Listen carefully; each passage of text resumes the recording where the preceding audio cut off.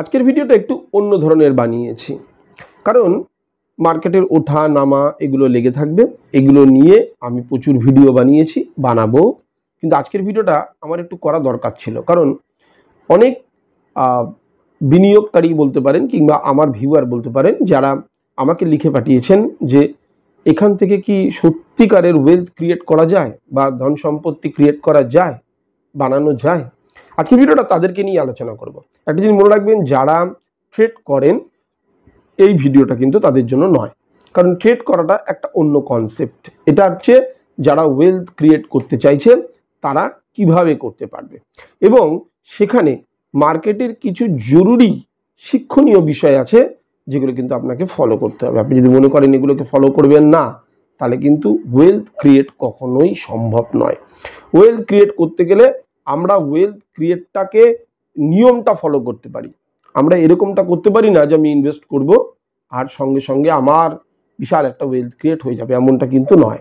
সুতরাং wealth create করতে গেলে আমাকে কিছু বেসিক নিয়ম আছে যেগুলোকে ফলো করতে হবে, তারপর তো বাকিটা মার্কেট বুঝবে। কিন্তু আমি যদি নিয়মটুকুই ফলো না করি তাহলে কিন্তু এখান থেকে ওয়েলথ ক্রিয়েট করা মোটেই সম্ভব না। চলুন আজকের ভিডিওতে এটা নিয়ে আলোচনা করব। ফিনোলজি বাংলাতে আপনাদেরকে অনেক অনেক স্বাগত। যারা নতুন আসছেন আমার চ্যানেলে, তারা প্লিজ চ্যানেলটাকে সাবস্ক্রাইব করে বেল আইকনটা দিয়ে রাখবেন, কারণ যখনই কোনো ভিডিও আমি বানাবো তার নোটিফিকেশান আপনাদের কাছে পৌঁছে যাবে, কোনো ভিডিও যেন মিস না হয়। পুরনো যারা আছেন লাইক শেয়ার কমেন্ট করে পাশে থাকবেন। একটা ছোট্ট ডিসক্লেমার, এখানে যখনই যে কোনো বিষয় নিয়ে যখন আলোচনা করা হয় সেটা কিন্তু সম্পূর্ণ আমার ওপিনিয়ন। কোনো রকম অ্যাকশন নেবার আগে অবশ্যই নিজের অ্যাডভাইজারকে জিজ্ঞেস করবেন। আপনি যদি পারদর্শী হন আপনি নিজে অ্যাকশন নিতে পারেন, কিন্তু আমার এখান থেকে পাওয়া তথ্য কিন্তু এডুকেশনাল পারপাসেই নেবেন। চলুন শুরু করি। যদি প্রশ্নটা এরকম হয় যে শেয়ার মার্কেটে কি বিনিয়োগ করা সম্ভব, আমি বলবো হ্যাঁ। এই বিনিয়োগ করে ধন সম্পত্তি লাভ করা সম্ভব, আমি বলবো হ্যাঁ। তার কারণ কতগুলো প্যারামিটার আছে, যে প্যারামিটারগুলো ফলো করলে চান্সেসটা বেড়ে যায়। এখন আমি বলতে পারি না যে হ্যাঁ মানে কনফার্ম, বাট চান্সেসটা বেড়ে যায়। এখন তার জন্য কতগুলো মানে খুব গুরুত্বপূর্ণ 7খানা নিয়ম আমি আপনাদের সামনে তুলে ধরব। তার মধ্যে প্রথম নিয়ম, যতটা সম্ভব শর্ট টাইম ফ্রেম এড়িয়ে চলা। কারণ যারা মনে করেন যে আমি একটা ওয়েলথ ক্রিয়েট করতে চাইছি, অর্থাৎ আমার ইনভেস্টেড অ্যামাউন্টের কতটা আমি রিটার্ন পেলাম, সেটা ম্যাক্সিমাম থেকে ম্যাক্সিমাম রিটার্ন পেলাম কিনা, এর জন্য কিন্তু শর্ট টাইম ফ্রেমের যত কাজ শেয়ার মার্কেটে আছে সেগুলোকে এড়িয়ে চলতে হবে। যেমন ধরুন কেউ ইন্ট্রাডে করবে বলছেন, এড়িয়ে চলুন। কেউ বলছেন সুইং করবেন, এড়িয়ে চলুন। কারণ আপনি লং টার্ম পার্সপেক্টিভে দেখছেন, আপনার টাইম হরাইজন কিন্তু এখানে বড় হতে হবে, শর্ট টাইম নয়, লং টার্ম।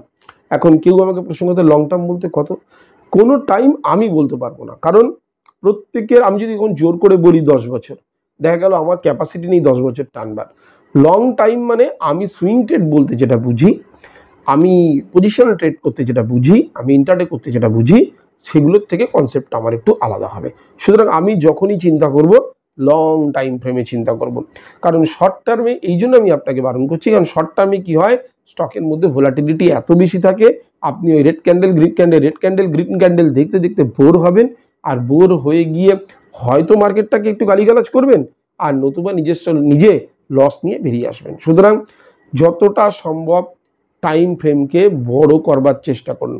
যদি মনে হয় 10 বছর পাচ্ছেন না, অ্যাটলিস্ট 5 ইয়ার্স, এরকম টাইম ফ্রেমটাকে বড় করবার চেষ্টা করুন। কারণ আপনারা মনে রাখবেন, আপনি কিন্তু ওয়েলথ ক্রিয়েট করতে চাইছেন, ওই দুটো পয়সা লাভ করে বেরিয়ে যাওয়ার কনসেপ্ট কিন্তু আপনার নয়।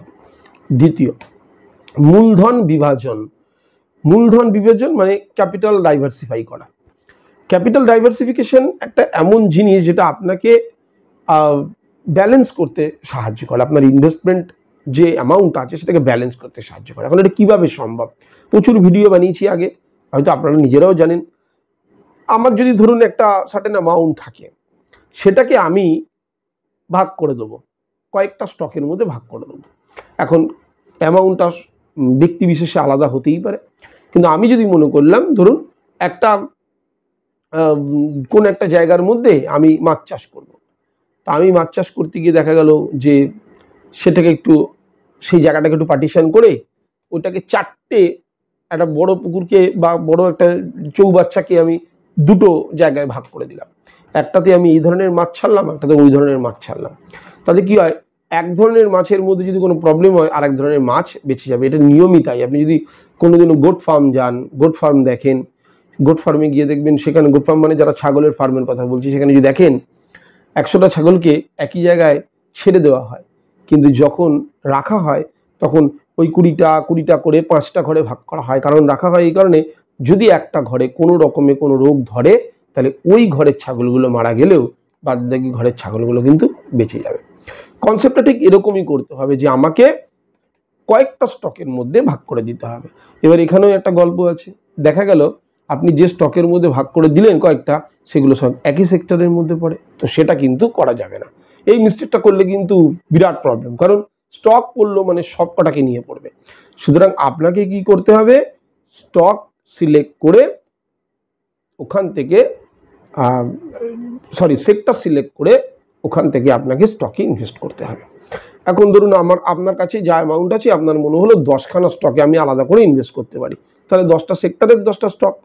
এইভাবে আপনার মূলধনটাকে কিন্তু বিভাজন করতে হবে বা ক্যাপিটাল ডাইভার্সিফাই করতে হবে। 3 নম্বর হচ্ছে, এটা খুব ইম্পর্টেন্ট, যেটা আমরা সবাই কেউ মনে করি না, ম্যাক্সিমাম তো আছে রেকমেন্ডেশনে স্টক ধরবার চেষ্টা করি।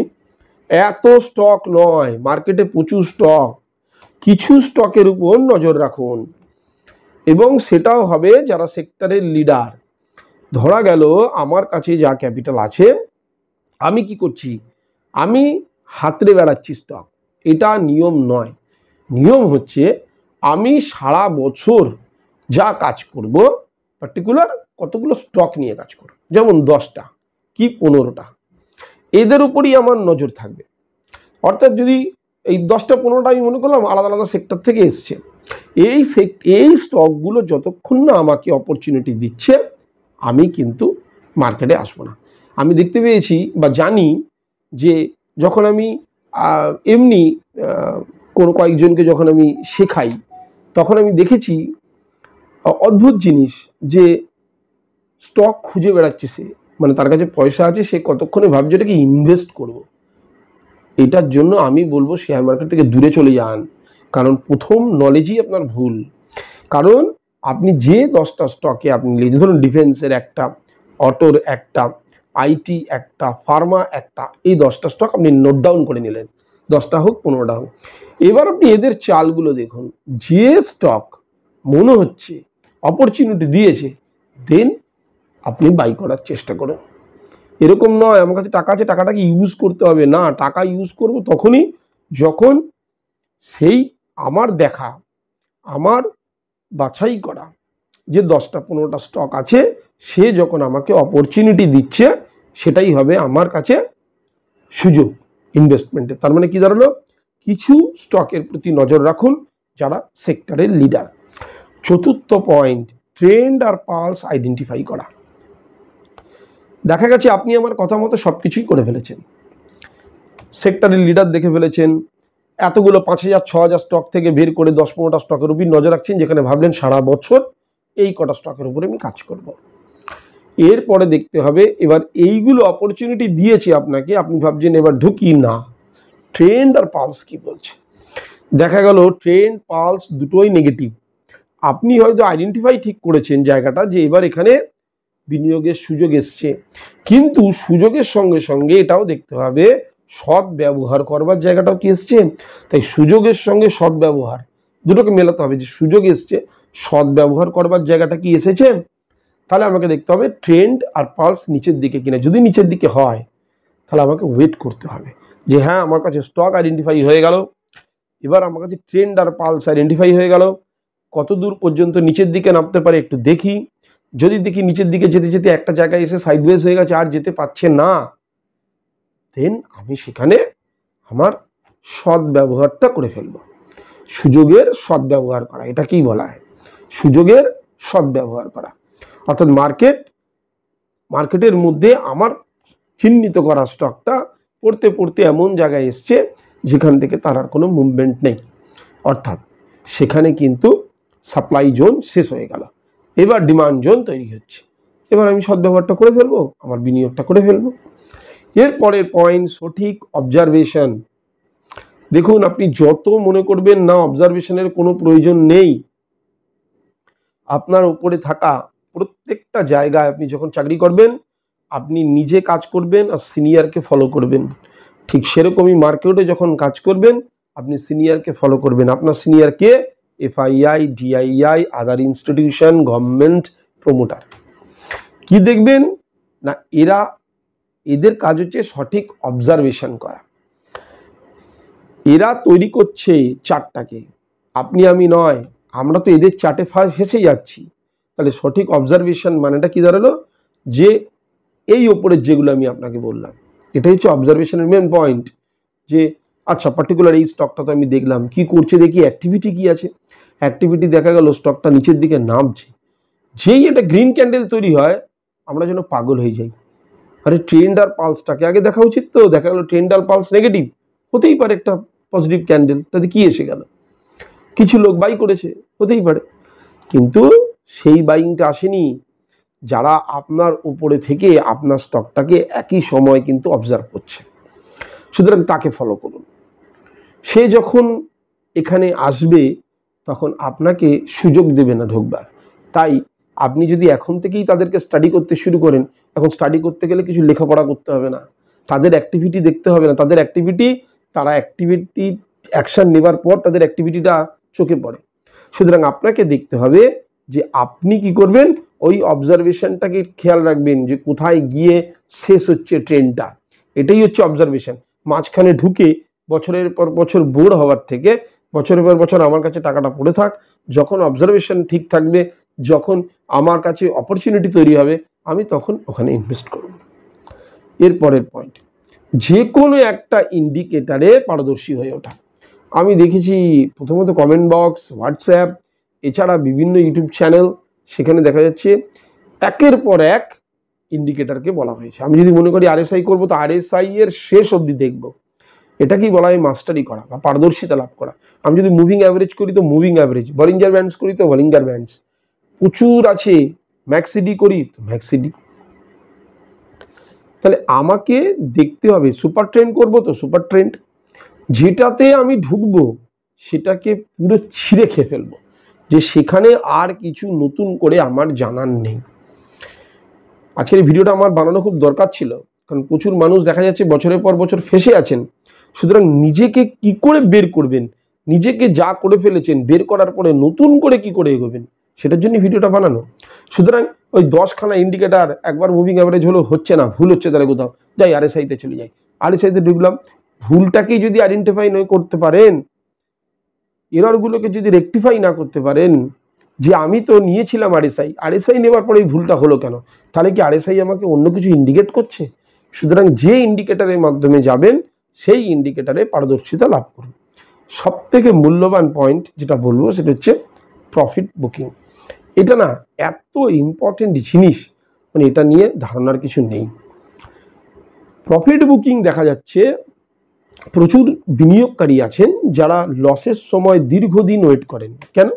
কারণ লালটা কারোর পছন্দ না, কিন্তু যখন গ্রিনে আসে তখন হয় কেউ নিজের দামে চলে এসছে বলে বেরিয়ে যায়, নয় কেউ আরও 10 টাকা বেড়েছে বলে বেরিয়ে যায়, আরও যদি 20 টাকা বেড়ে যায় সে যদি মনে করে না অনেকটা হয়ে গেছে এবার থেকে মার্কেট পড়ে যাবে, বেরিয়ে যায়।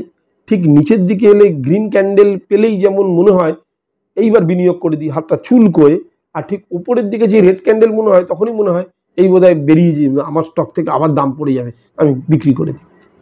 সবার একটা চলার পথ আছে। প্রফিট বুক করবার আগে তার চলার পথটাকে আইডেন্টিফাই করুন। সে যেমন নিচের দিকে এতদিন ধরে চলেছে, উপরের দিকেও যাবে, তো এবার সে কতটা যেতে পারে। আপনাকে ট্রেন্ড পালস বলবে, আমি বারবার বলছি ট্রেন্ড আর পালসে আইডেন্টিফাই করাটা শিখুন, ট্রেন্ড পালসে পারদর্শিতা লাভ করা শিখুন। যখনই ট্রেন্ড পালস ওপর দিকে যাবে আগে ওকে বলতে দিন যে আমার জার্নি শেষ হয়ে আসছে, ওকে বলতে দিন, তারপরে প্রফিট বুক করবেন। তো প্রফিট বুকও একটা যাত্রাপথ, প্রফিট বুকিং করা। সুতরাং একটু হোল্ড করুন, নিজেকে একটু সময় দিন। এইবারে এই 7টা পয়েন্ট বলার পরে অনেকে আমাকে প্রশ্ন করতে পারেন, মূল্যবান জিনিসটা নিয়ে তো আলোচনা করলেনই না, স্টপ লস আমি এখানে আলোচনা করবই না। কারণ এটা হচ্ছে আমি মার্কেটে ওয়েলথ ক্রিয়েট করতে এসেছি, তার জন্য আমি মার্কেট থেকে ছেকে এমন কিছু স্টক নিয়ে এসেছি যারা সেক্টরের লিডার, তার সঙ্গে সঙ্গে কতগুলো প্যারামিটার লক্ষ্য করে এসেছি যেগুলো সস্তায় কিনতে পাচ্ছি আমি রিজনেবল প্রাইসে। সুতরাং আমার এখানে স্টপ লস দেওয়ার কোনো প্রয়োজন নেই। স্টপ লস তখনই দেবেন যখন যারা শর্ট টাইম ফ্রেমে কাজ করবেন, ইন্ট্রাডে, সুইং, পজিশন, এরকম জায়গাতে যারা আসছেন, অপশান, তারা স্টপ লস মেনটেন করবেন। কিন্তু স্টপ লস কখনো ইনভেস্টমেন্টে যারা আসছেন তারা স্টপ লস মেনটেন করবেন। আপনি দেখবেন এই যে নিয়মগুলোকে যদি ফলো করেন, মার্কেট দেখবেন আপনার সঙ্গেই থাকবে। এফআইআই, ডিআইআই নিজেরাও কিন্তু ঠিক এইভাবেই নিজেদের অবজারভেশনটাকে টিকিয়ে রাখে, যেটা আমরা দেখি না। চলুন আজকের জন্য এতটুকুই। আবার বলছি, আমার এই চ্যানেলে যারা আসছেন, ভিডিওগুলো দেখছেন কিন্তু সাবস্ক্রাইব করছেন না, তাদেরকে বলবো প্লিজ চ্যানেলটাকে সাবস্ক্রাইব করে বেল আইকনটা দিয়ে রাখুন।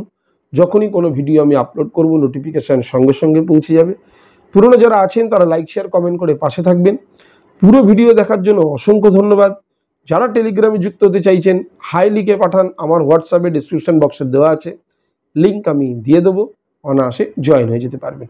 আজকের জন্য এতটুকুই, নমস্কার।